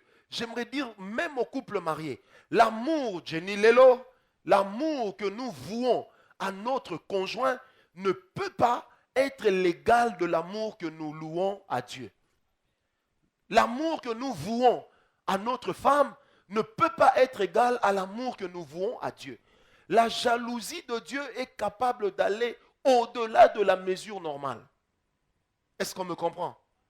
Est-ce que quelqu'un est avec moi? Vous avez des gens qui servent Dieu. Ils épousent des femmes qui refusent qu'ils servent Dieu. Vous avez des femmes qui servent Dieu. Elles épousent des hommes qui refusent qu'ils servent Dieu. Amen. Vous avez même des gens, j'ai connu une église qui a fermé. Parce que maman pasteur n'était jamais pressée pour arriver au culte. Et le pasteur l'attendait, le culte prenait fin à 10h30 et le couple pastoral arrivait à 10h25. Après 10 ans, l'église a fermé. Les fidèles qui comprenaient ont fini par dire non, trop, c'est trop. Et un jour, le pasteur est en prière, le Seigneur lui dit, tu es en train d'idolâtrer ta femme. Tu lui as donné ma place. Amen. C'est pourquoi j'aimerais dire aux hommes qui sont ici, lorsque vous êtes avec Dieu, dans ce que vous faites, tenez ferme. Que personne ne puisse vous perturber. Amen. Et là, je parle également aux sœurs. Sœurs, pour vous, c'est plus compliqué. C'est pourquoi, avant de vous marier, priez bien. Parce que quand vous avez le service de Dieu et que vous épousez un homme qui ne croit pas à la force du service de Dieu, la première chose qu'il fera, ce sera de vous détacher de votre église. La deuxième chose qu'il fera, ce sera de vous détacher de l'œuvre que Dieu vous a donnée. Est-ce que quelqu'un est avec moi? Sœur, est-ce que vous me comprenez? Oh, Dieu m'a dit, je serai une prophétesse. Tu ne deviendras pas une prophétesse lorsque tu vas épouser quelqu'un qui n'a pas le temps de venir à l'église. Tu ne seras pas une prophétesse lorsque tu n'as pas le temps. Lorsque ton mari ne te donne pas le temps de servir Dieu. Parce qu'il est ton mari. Il prend la place de Dieu. Et il te dicte des lois qui vont à l'encontre de ce que Dieu attend de toi. Il te tue spirituellement. J'ai vu dans ma vie, nous étions à la borne avec le frère Roland, il le sait. Il y avait des sœurs quand elles chantaient saumon. Quand elles modéraient, grave. Quand elles prêchaient, ouh! Mais aujourd'hui, fini. Le jour où on a crié, Allongi naye, on a crié ça 2 fois.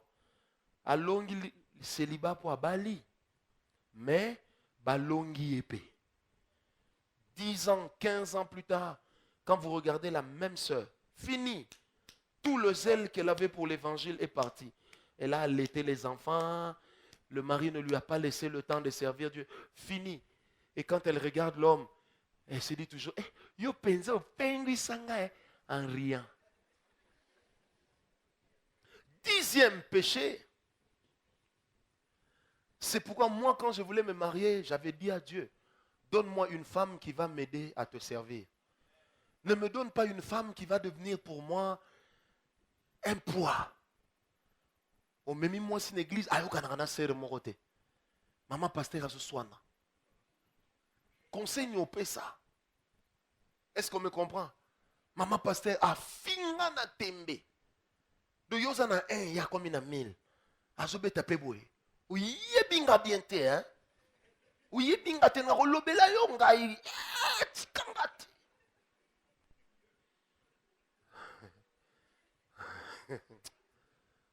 Pesanga amène bien. Même si c'est des coutumes, à Kinshasa, toutes les femmes de pasteurs à un moment deviennent des mauvaises. Ça, on sait. Mais au moins que ce qu'on dit soit faux. Amen. Que ce qu'on dit soit faux. Bossiki, tu comprends? Tu vas épouser un bon monsieur, toujours cravate, costard. Quand tu dis, il t'appelle chérie, tu es où? Je suis à la prière. Oh mais enfin la prière. Mais dis ton pasteur, il te voit plus que moi alors, hein?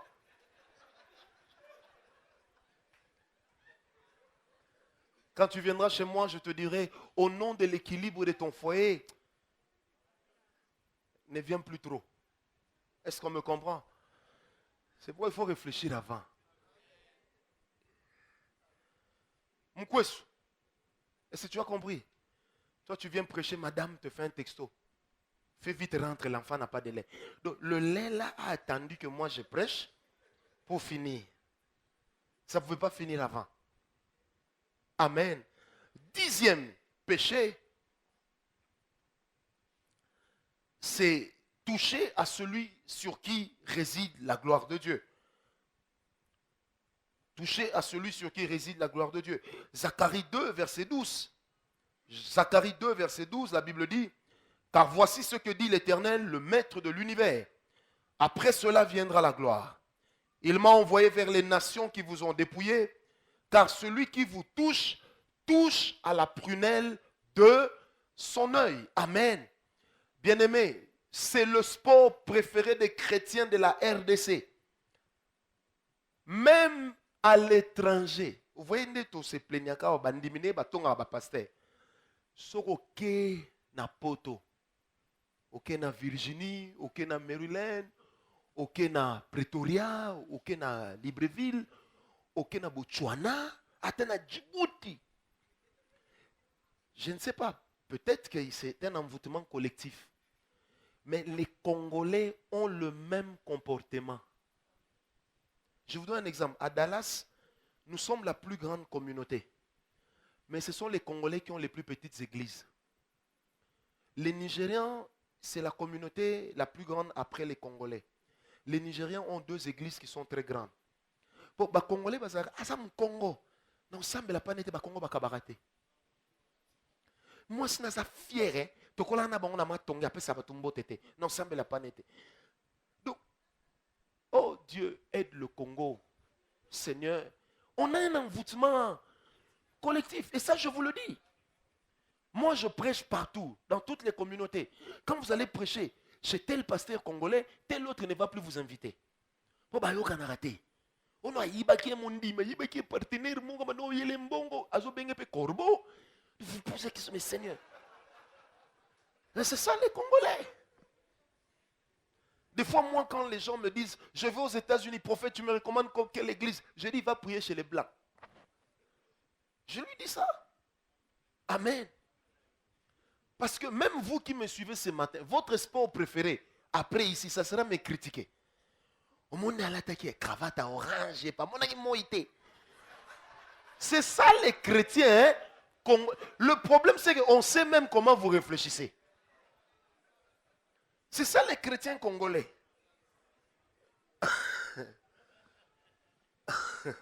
Amen ou pas amen? Et c'est que les gens oublient, et je le dis, il y a beaucoup de malédictions qui a atteint beaucoup de foyers parce qu'ils ont touché à des hommes sur qui la gloire réside. Vous avez même des gens qui ne se gênent pas pour dire, moi j'ai l'impression que ma femme est amoureuse de son pasteur. Hein. Ah! Donne-moi un amen bien. Dis à ton voisin, il ne faut pas toucher au oin. Mais il ne faut pas toucher aussi à la ouinte. Respectez les gens sur qui l'onction a déjà coulé. Est-ce que quelqu'un me comprend? Dis un peu à ton voisin, dis-lui, discipline ta bouche. Un prophète, maintenant, dis, quoi on a wapi? Namikata poso. Amen. Et j'ai souvent entendu ce langage.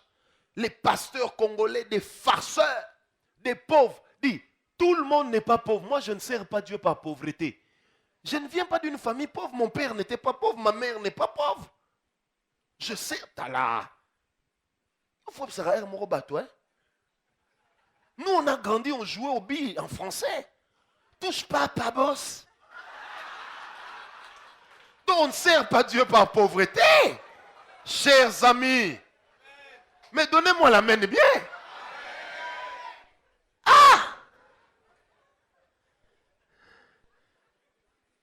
On ne sert pas Dieu par pauvreté. Parmi nous, il y a beaucoup de gens qui ont des backgrounds. Vrai ou faux? Ah bah paste, bah les lambongo. Ah! Maman, on peut combien? Moi, $10 au tchaka na panier. Ah! Tu es mauvais? Et vous allez vous attirer des malédictions gratuites. Comme quelqu'un disait, Père Franck, Mikolo, somo, te, tokoma somo lelo te, tokola somo.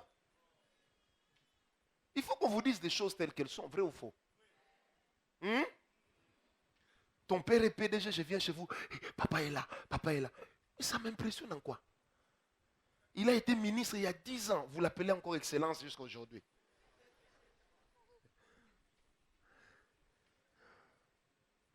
Est-ce que j'ai mal parlé? Amen ou pas amen? Quand les gens viennent chez vous, hey, pasteur Aye, bouchez maya foufou. Est-ce que quelqu'un m'a compris? Vous savez, t'as là, j'aime des fois ce qu'un ami me dit. Ceux qui ont qui kazaka qui pasteur. Et ça peut n'a pas tout sur la tête vie. Vrai ou faux? Les gens n'ont pas sur la tête pour l'âge, sur la tête pour le quartier, sur la tête pour l'éducation, sur la tête pour l'instruction, sur la tête pour la belé, même pour la jatance. Vrai ou faux? Mais c'est l'humilité du service de Dieu qui nous amène à considérer tout le monde. Parce que nous-mêmes, nous étions sales, mais Dieu nous a considérés et il nous a donné de la valeur. Un homme qui n'est pas capable de respecter son pasteur ne sera pas non plus capable de respecter sa femme. Et si votre femme manque du respect à votre pasteur, elle est en train d'appeler la malédiction dans votre maison. Faites attention. Je le répète, moi pour servir Dieu, ça m'a pris beaucoup de temps. Parce que j'avais mes ambitions. Est-ce que quelqu'un m'a donné un amen? Très bien. Deuxième paragraphe, nous allons parler sur qu'est-ce qui se passe lorsque la gloire s'en va. Je l'ai dit vendredi à l'introduction, on peut aussi être dépouillé de la gloire de Dieu. On peut aussi être dépouillé de la gloire de Dieu. J'étais au Full Gospel à l'époque. Nous avons prié avec un monsieur qui s'appelait Docteur Kabakele. Il était le plus grand docteur en pharmacie de la RDC. Et nous avions vu des gens se convertir. Non, laisse ça, tu vas prendre chez Olivier. Nous avons vu des gens se convertir seulement parce qu'ils ont vu cet homme très intelligent prier. Et un monsieur qui était pilote, en voyant ce grand professeur, s'est dit, si lui qui est si intelligent prie, et moi qui n'ai même pas un diplôme comme le sien, est-ce qu'on me comprend? Donc même la position que nous occupons, c'est un mot d'évangélisation que Dieu utilise. Amen. Donne-moi un son du synthé. Alors, qu'est-ce qui se passe lorsque la gloire de Dieu quitte la vie de l'homme? Premièrement, quand la gloire de Dieu quitte la vie d'un homme, l'homme devient accro au péché. L'homme devient accro au péché. Et il développe une tendance à se justifier et à justifier son péché. Quand la gloire quitte un homme, il devient accro au péché. Et il a tendance à justifier son péché. Il a tendance à justifier son péché. Quand un homme qui a connu la gloire commence à justifier son péché, c'est dangereux, c'est que la gloire est en train de quitter sa vie. Est-ce qu'on m'a compris? C'est que la gloire, je répète, est en train de quitter sa vie. On a tendance à se justifier. On te croise dans une boîte de nuit, on te pose la question, qu'est-ce que tu fais là? Et la réponse que tu donnes, ah, je suis quand même un homme. Hein? Ça, c'est l'excuse des gens sur qui la gloire de Dieu est partie. Ils commencent à s'excuser, à excuser leurs péchés au nom de leur humanité. Faites attention parce que la sanctification exige aussi un effort personnel. Est-ce qu'on m'a compris? Ne justifie pas ton péché. Un péché est un péché, peu importe par qui il est commis. Donne-moi un amen bien. Deuxième vérité, c'est que lorsque la gloire de Dieu quitte la vie d'un homme, l'homme perd la protection divine. Il devient vulnérable aux attaques de l'ennemi. Il devient vulnérable aux attaques de l'ennemi. Et le diable l'atteint facilement. Quand la gloire de Dieu quitte la vie d'un homme, l'homme devient vulnérable aux attaques de l'ennemi. Ça veut dire qu'il devient une cible, une proie facile. Une proie qu'on peut atteindre facilement par le diable. Parce que la gloire s'est retirée. Lorsque Satan a atteint Job, dans Job 19, la Bible dit, Job lui-même s'est écrié, la gloire de l'Éternel s'est retirée de moi. Amen. À chaque fois que la gloire se retire d'un homme, l'homme devient vulnérable. Bien-aimé, j'aimerais le dire. Certaines attaques ne peuvent pas nous atteindre tant que nous sommes purs avec Dieu. Certaines attaques vont nous atteindre lorsque la gloire sera en train de quitter notre vie. Amen. Troisième vérité, lorsque quelqu'un, la gloire de Dieu est en train de le quitter, même sa conscience devient tranquille dans le péché. Même sa conscience devient tranquille dans le péché. Même sa conscience devient tranquille. Il ne se reproche de rien. Il ne se reproche de rien. Il est à l'aise, tranquille. C'est une preuve que l'homme est en train de perdre la gloire de Dieu. C'est pourquoi j'aimerais vous donner cette phrase à vous qui écrivez. Quand la gloire de Dieu quitte la vie d'un homme, on fricote avec le péché. Et on fricote avec la malédiction. Quand la gloire de Dieu quitte la vie d'un homme, on fricote avec le péché. Et on fricote avec la malédiction. Attention, bien-aimés, ne perdez pas la gloire de Dieu. Quatrième vérité, lorsqu'un homme, une femme, perd de la gloire de Dieu, ils attirent sur eux la malédiction. Ils attirent sur eux la malédiction. Ils attirent sur eux la malédiction. Perdre la gloire de Dieu, c'est aussi perdre sa position de droit d'aînesse. C'est aussi perdre son droit à l'héritage. Dans Genèse 27, à partir du verset 30, Isaac dit ceci à Ésaü, il dit, « Je n'ai plus aucune bénédiction dans ma main. Ton frère m'a tout pris. Il ne me reste plus rien. » Il dit, « Père, bénis-moi. » Isaac lui dit, « Ton frère sera ton maître. Tu lui seras assujetti. » Amen. Pourquoi? Parce que la gloire avait déjà quitté la vie d'Ésaü. C'est pourquoi j'insiste, bien-aimés, quand vous perdez la gloire de Dieu, la malédiction vient résider dans votre vie. C'est pourquoi la Bible est claire. Ne soyons pas comme des chiens qui, après s'être repentis, retournent au même péché. Parce qu'en ce moment-là, nous faisons Dieu menteur. Amen. La gloire de Dieu vous protégera de la malédiction. La perte de la gloire de Dieu amènera la malédiction dans votre vie. Amen. Cinquième vérité, c'est que lorsqu'on perd la gloire de Dieu, on a tendance à inventer un nouvel évangile, une nouvelle doctrine. On invente un nouvel évangile. On crée une nouvelle doctrine.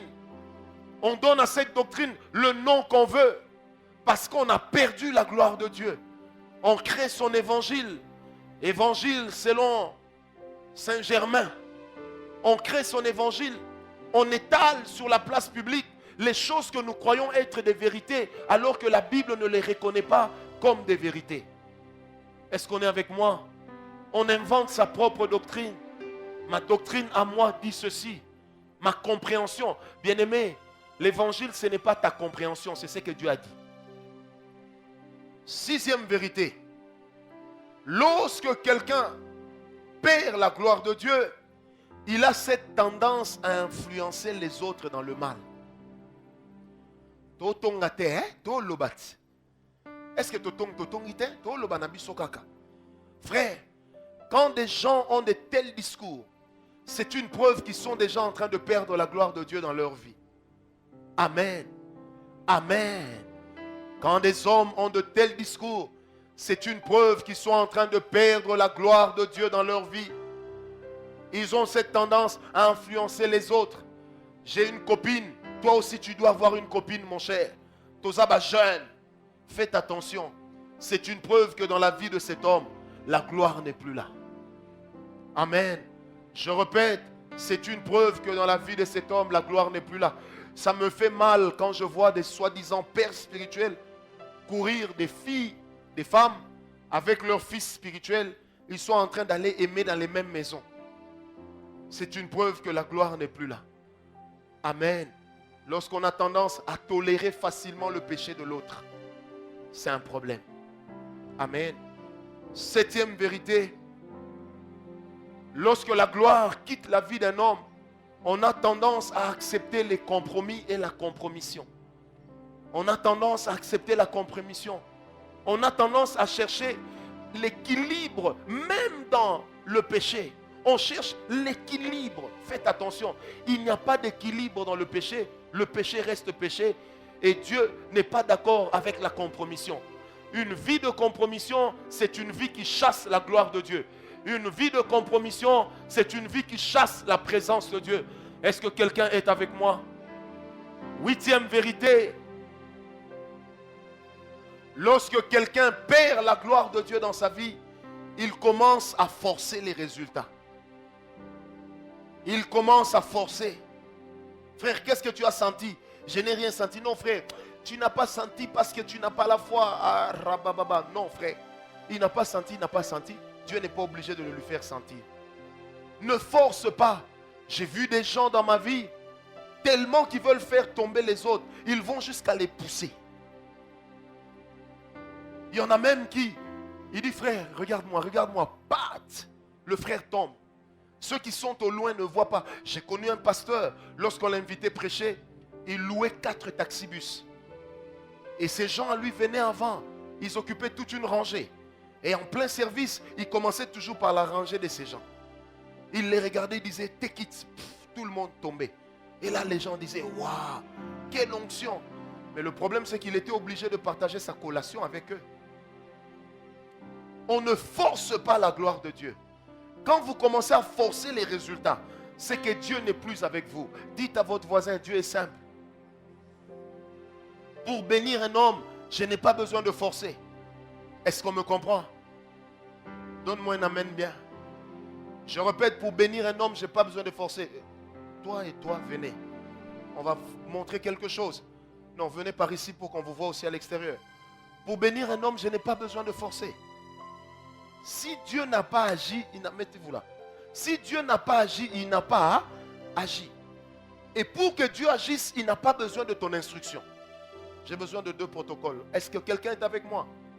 L'évangile est simple, l'onction est simple, la grâce est simple. Ou vous en avez ou vous n'en avez pas. Qui vous a dit que tout le monde doit avoir la même onction? Le grand travail, ce n'est pas quand les gens sont tombés, c'est quand les vies sont transformées. Je vais prier pour les deux. Les deux vont être touchés, mais pas à la même manière. Ok? Fermez les yeux. Seigneur Dieu Tout-Puissant, je bénis ta grâce pour ce que tu fais. Je te bénis et je ne vais pas les toucher. Amen. Père, je prie que ta grâce descende sur leur vie et que l'onction et la puissance qui est sur moi coule maintenant sur elles. Père, je te le demande avec le Saint-Esprit, au nom de Jésus, que cette faveur coule sur leur vie. Et que Seigneur, tu les amènes, ne leur mettez pas ça, que tu les amènes, éternel Dieu, jusque là où tu les attends. Je te le demande, éternel Dieu, au nom de Jésus, que la grâce de Dieu soit sur vous. In Jesus' name. In Jesus' name. In Jesus' name. Que la grâce de Dieu soit sur vous et que la gloire de Dieu se lève sur vous. Que la grâce de Dieu soit sur vous, soyez devant elle. Que la grâce de Dieu soit sur vous et que la gloire de Dieu se lève dans votre vie. Regardez comment Dieu est en train de les toucher. Je ne les ai pas touchés, je ne les ai pas poussés. Amen. Je ne les ai pas touchés, je ne les ai pas poussés. Mais Dieu est en train de les toucher. Et Dieu est en train de travailler. Est-ce qu'on me comprend? Et elle n'est pas tombée par derrière, elle est tombée par devant. Pas parce que je le veux. Mais parce que quand j'ai vu comment Dieu l'a touchée, j'ai senti qu'elle avait cette tendance à venir devant. Mais par contre, pour elle, ça ne sera pas pareil. Est-ce que quelqu'un m'a compris? Donc quand vous croyez que vous avez la chose, vous n'avez pas besoin de forcer. Amen. Quand vous croyez, est-ce que 3 personnes peuvent se lever sur cette rangée? 3 personnes sur les rangées ici à gauche. Faites-le rapidement. Faites-le rapidement. Où est-ce que vous êtes? Moi, je crois en la simplicité. Pas besoin de commencer à pousser les gens. Pousser les gens. Non, on va prier. Protocole, soyez avec eux. On va prier. Dieu va les toucher. J'ai besoin d'une 3e personne. Restez là. Et je ne veux pas vous regarder. Sinon, on va dire je vous hypnotise. On va prier. Levez seulement vos 2 mains. Croyant en ce que Dieu est en train de faire. Il fera comme il veut. Seigneur de Tout-Puissant, je te bénis pour ta grâce. Je te bénis pour ta puissance, éternel Dieu, et ta gloire qui est en train de se lever sur tous ses frères et sœurs. Je prie que maintenant, Père, que la grâce et la gloire qui est sur notre vie viennent maintenant sur eux. J'ai dit maintenant, je compte jusqu'à 3. 1, j'appelle la grâce. 2, qu'elle vienne sur eux. Et 3, qu'elle se répande sur eux. In Jesus' name. Regardez bien ce que Dieu va faire. Pas besoin de pousser. Pas besoin de crier. Pas besoin de forcer. Et Dieu ne fera pas la même chose. Et Dieu ne fera pas la même chose. Et Dieu ne fera pas la même chose. Est-ce qu'on m'a compris? Je ne passerai pas mon temps à insister, non. Qu'on tombe pas, Dieu a fait. Qu'on tremble pas, Dieu a fait. Mais si vous leur posez la question, et à ceux qui sont tombés, et à ceux qui ne sont pas tombés, chacun d'eux a senti quelque chose. Donc la gloire de Dieu, vous n'avez pas besoin de forcer. Quand vous commencez à forcer, c'est que Dieu n'est plus avec vous. Donnez-moi un amen très bien. Que le nom du Seigneur soit glorifié ce soir. Est-ce que quelqu'un est avec moi? Ag 2, versets 7 à 9. Je lis, je ferai trembler toutes les nations, les trésors de toutes les nations afflueront, et je remplirai de gloire ce temple, dit l'Éternel, le Maître de l'univers. L'argent m'appartient, l'or m'appartient, déclare l'Éternel, le Maître de l'univers. La gloire de ce dernier temple sera plus grande que celle du premier, dit l'Éternel, le Maître de l'univers. Et c'est dans ce lieu que je donnerai la paix, déclare l'Éternel des armées. Le retour de la gloire de Dieu. La première chose que vous devez savoir, c'est que chaque gloire qui vient est supérieure à celle qui était là. Amen.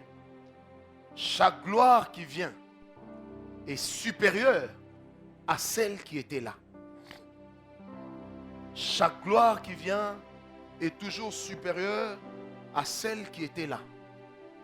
Quand Dieu amène la gloire de la seconde maison, elle sera supérieure à la gloire de la première maison. Amen.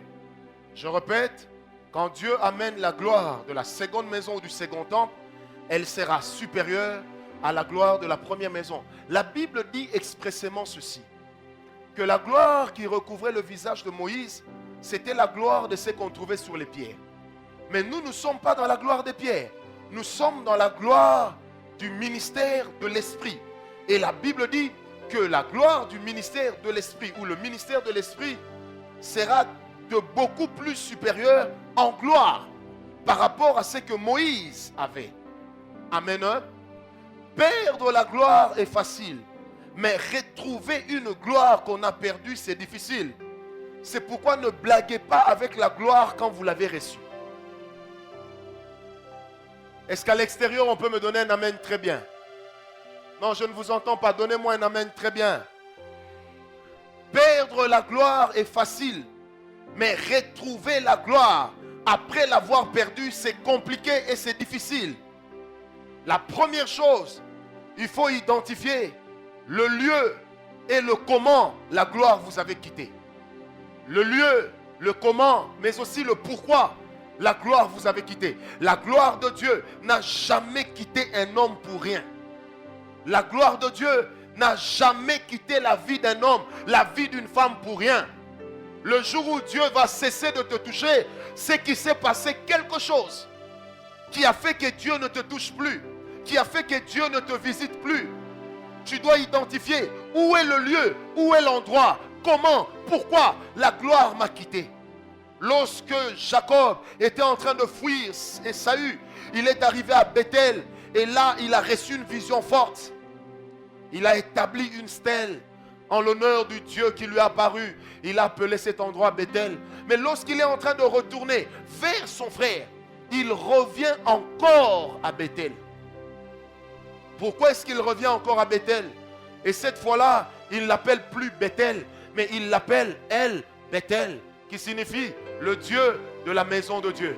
Si avant c'était la maison de Dieu, maintenant que le Dieu de la maison de Dieu se révèle. Et cette fois-là, la Bible dit, lorsque l'Éternel lui est apparu, qu'est-ce qu'il a fait? il a pris une pierre, il a versé de l'huile d'onction dessus, afin que ça serve de témoignage à tous les fils d'Israël. Est-ce que quelqu'un m'a compris? Et pourquoi il fallait que Jacob revienne là-bas? Parce qu'il sait que c'est là que pour la première fois il avait touché à la gloire. Et j'aimerais vous donner ce principe. Là où vous avez perdu la gloire, c'est là où vous devez la récupérer. Et Dieu vous renouvelle toujours à l'endroit où la gloire vous a visité la première fois. C'est pourquoi ne minimisez jamais l'endroit où Dieu vous a exaucé. Ne minimisez jamais l'endroit où Dieu vous a béni. Parce qu'il y aura toujours une bénédiction pour vous en cet endroit-là. Est-ce que quelqu'un peut me donner un amen? Très bien. Ne minimisez jamais cela. Ne négligez jamais cela. J'insiste, mes amis. Vous devez identifier qu'est-ce qui s'est passé. Vous devez être capable de vous l'expliquer. Frère, si tu n'as rien fait et que tu ne sens plus la gloire, c'est que tu es en transition vers une nouvelle saison dans ta vie. Mais si tu sais que tu as fait quelque chose, ne te trompe pas à toi-même. Identifie ce que tu as fait et demande à Dieu pardon. Parce que la deuxième chose, pour que la gloire revienne, la gloire attendra une repentance sincère de l'homme. Une repentance sincère de l'homme. Il ne faut pas mâcher les mots. Pour que la gloire revienne, on ne dit pas à Dieu si j'ai péché par action ou par omission. Non. Pour que la gloire revienne, on dit à Dieu, j'ai péché en faisant telle chose. Pardonne-moi. Et on exprime un profond regret. C'est là que le Seigneur nous accorde sa bénédiction. Et je prie ce matin que la gloire de Dieu revienne dans la vie de quelqu'un. Si malgré ton péché, Dieu t'a encore maintenu en vie, c'est parce qu'il y a encore quelque chose qu'il n'a pas encore fait avec toi. Non, n'accepte pas ce péché comme un mode de vie.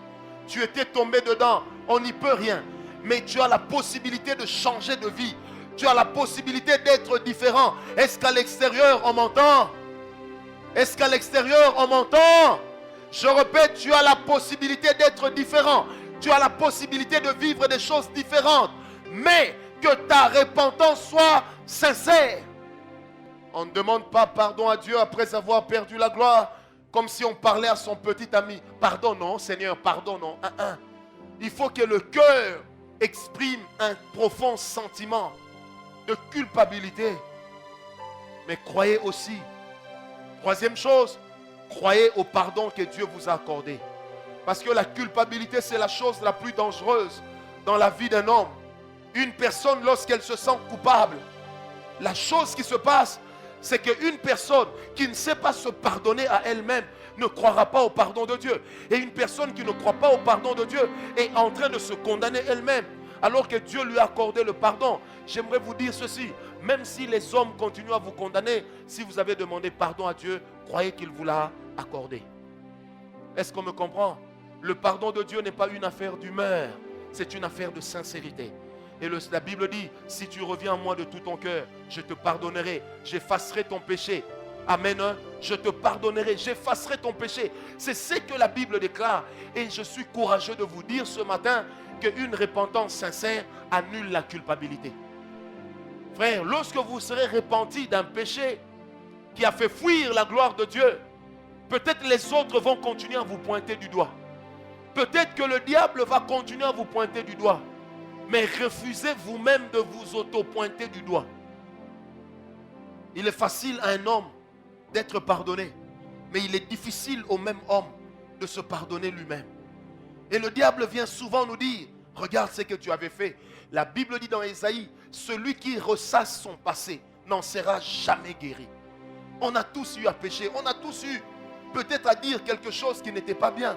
Frère, peut-être qu'on ne savait pas en le faisant. Mais si on a demandé pardon à Dieu et que je crois que le Seigneur m'a pardonné, personne ne peut m'accuser pour ce que Dieu a oublié. Est-ce que quelqu'un est avec moi? Alors je me rappelle, j'avais 12 ans. Je suis allé voler la voiture chez les voisins de derrière. Un jour, je rencontre quelqu'un. Il me dit, ah, c'est toi? J'ai dit, oui, c'est moi. Il dit, je me rappelle de toi. On t'avait tapé à la maison parce que tu avais volé. J'ai dit, oui, c'est moi, c'est encore moi.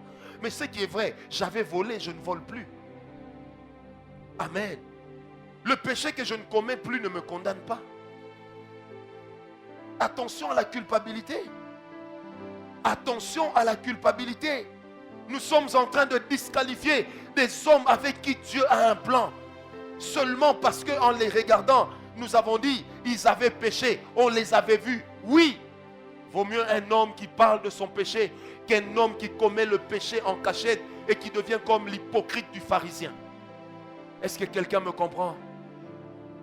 Dis à ton voisin, Dieu t'a pardonné. Dis-le lui. Oh, j'aime Dieu. Parce que Dieu n'a pas la même mémoire qu'une femme. La femme te dira, chérie, je t'ai pardonné. Au moindre problème, elle est prête à te dire, j'ai pas oublié, hein.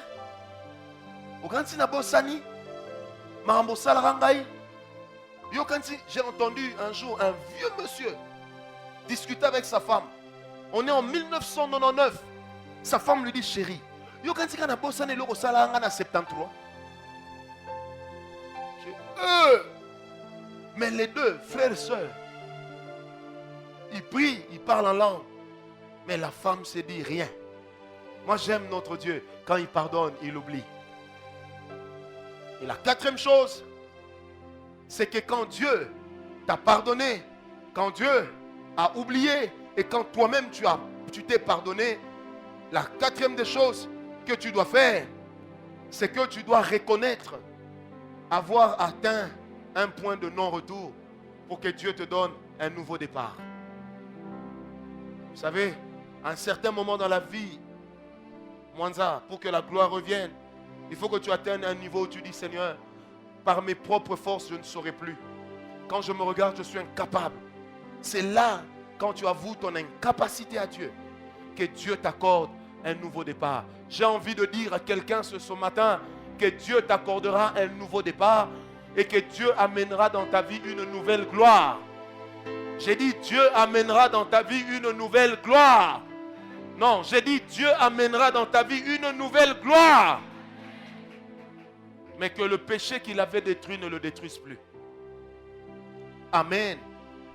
Cinquième chose pour que la gloire revienne. Garde toujours la pensée de la bénédiction du corps. J'aime quelque chose dans la Bible. Il y a un homme, Dieu lui a donné la force. Et le but de sa force était de délivrer Israël. Quand on arrive dans Juge 16, il rencontre une femme appelée Dalila, qui symbolise également la séduction sexuelle, la beauté utilisée au sens négatif. Cette femme lui dit, mais tu dis que tu m'aimes, et pourtant tu ne veux pas me révéler ton secret. Et comme il avait la tête sur les cuisses, la Bible dit, il ouvrit son cœur. Il dit à la femme, jamais le rasoir n'est passé sur ma tête. Le chapitre qui suit dit ceci, on a fait de lui un esclave. Un jour, on l'emmène devant les princes des Philistins, parce qu'il devait être livré en spectacle. Et quand il est apparu, les gens commençaient à dire, voici l'homme qui nous avait fait du mal. Et on le piquait. Cet homme s'est souvenu d'une chose. Et il a fait une prière forte. Il dit, Seigneur, ça c'est moi qui ajoute, je sais que j'ai péché. Il dit, Seigneur, donne-moi aujourd'hui la force d'accomplir ma mission.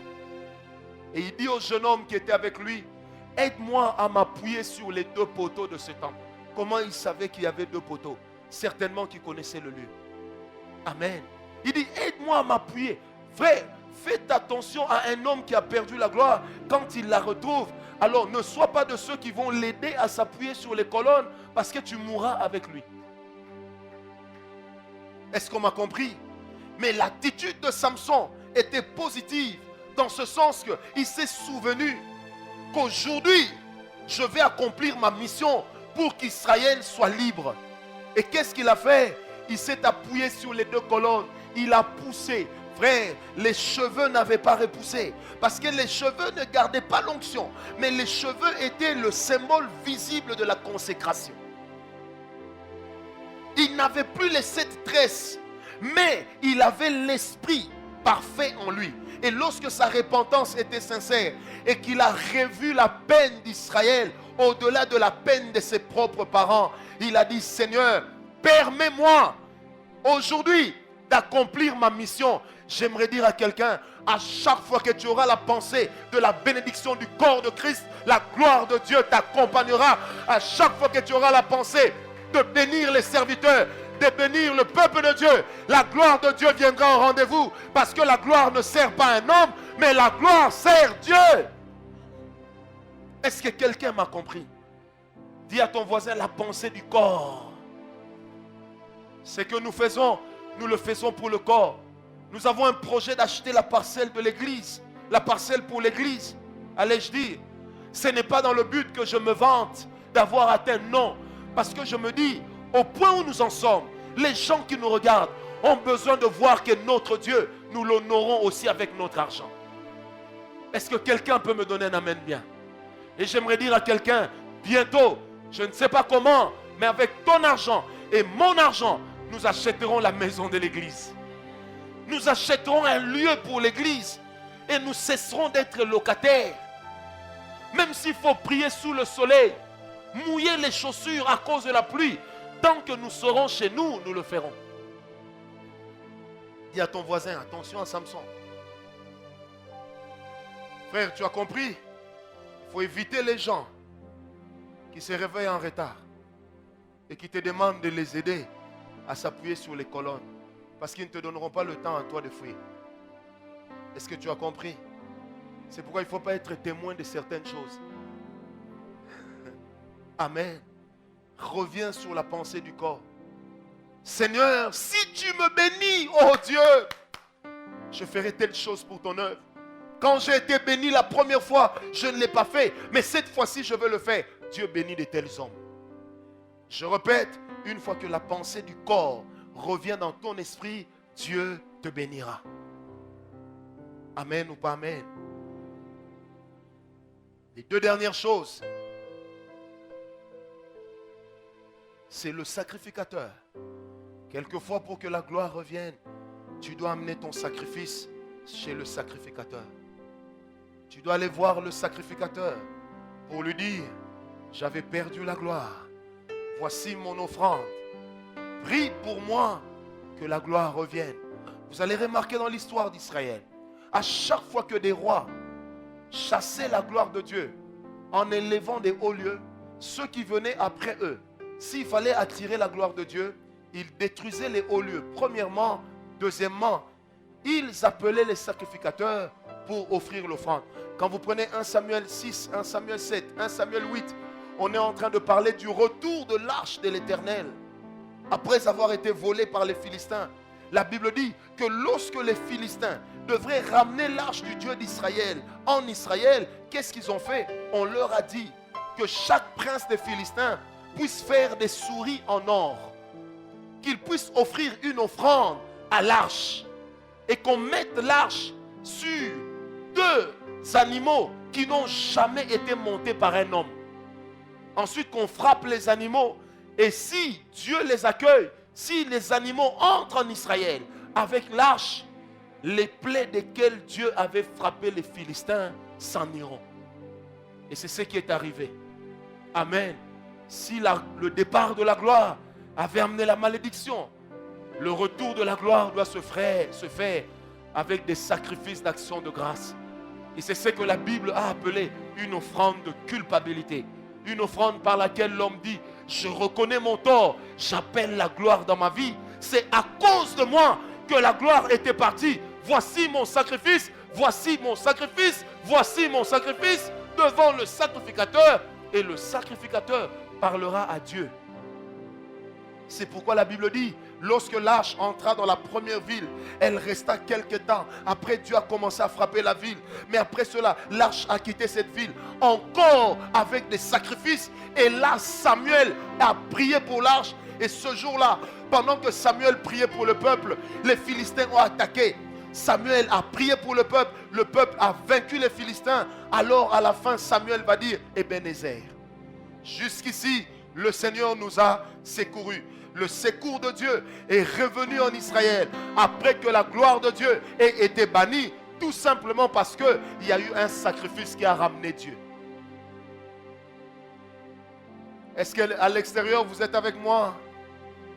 Dis à ton voisin, ton sacrifice ramènera l'arche.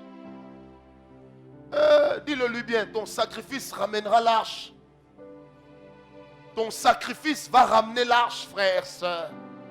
C'est pourquoi la Bible dit, le jour où David est allé prendre l'arche de la maison d'Obed-Édom, en ramenant l'arche, il dansait presque nu. Pourquoi?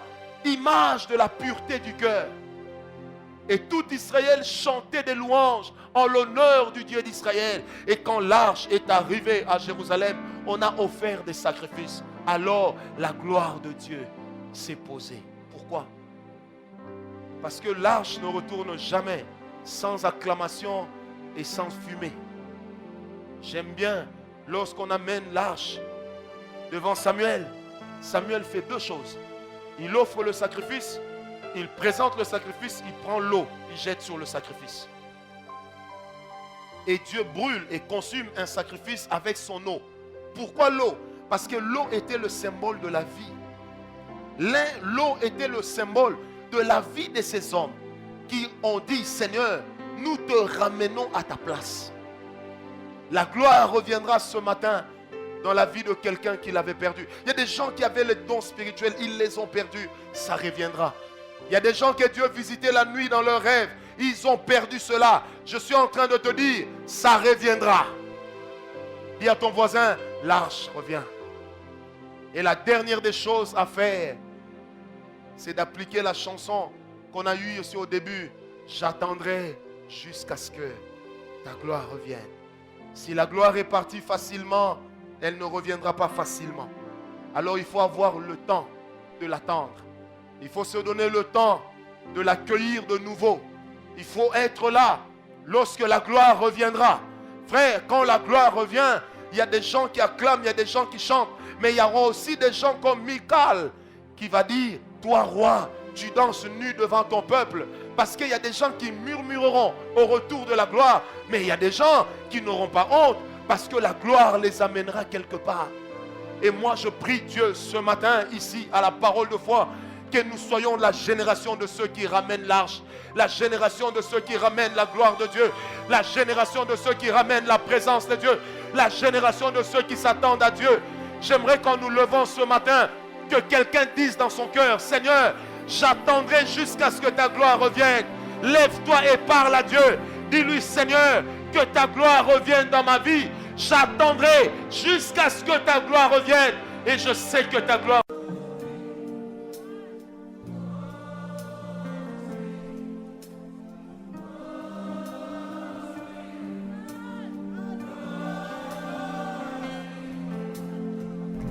Il a plu au Seigneur en ce jour de s'entretenir avec vous par le canal de son serviteur, le prophète Francis Ngawala. Pour tout contact avec le ministère La Voix de la Puissance Divine, Kinshasa RDC, vous pouvez appeler au numéro de téléphone plus 243 081 814 04 67.